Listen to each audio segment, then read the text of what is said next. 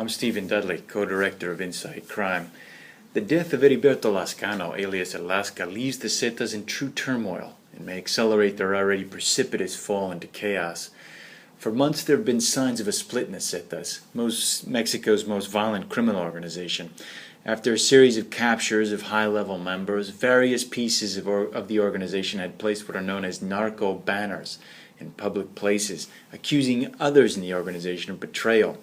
This split may help explain why Lazca was in the country at all. It was long thought that he was living abroad, possibly in the Southern Cone, possibly in Europe. But when there are problems, it's the boss who has to come home and resolve those problems. His partner in this organization, Miguel Treviño Morales, alias 40, is the strongest remaining leader in the Zetas, but it will be difficult for him to keep the Zetas together.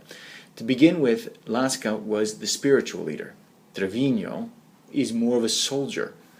But the inevitable breakup of this group has more to do with the Zetas' organizational structure. It is in essence a franchise. Think McDonald's without the French fries. These individual franchisees are involved in international drug trafficking, of course, but they draw much of their revenue from a number of other activities, including kidnapping for ransom, extortion, theft, piracy, prostitution, and contraband. The barriers to entry into these businesses are very low. So the leader's ability to break away from the top leader and say, hey, you know what, I'm on my own now, are very high. This will be Treviño's challenge, how to keep this dispersed and volatile organization together under a financial umbrella that essentially permits them to break off on their own.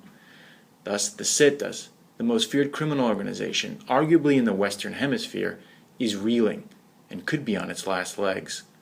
For Inside Crime, I'm Stephen Dudley in Washington, D.C.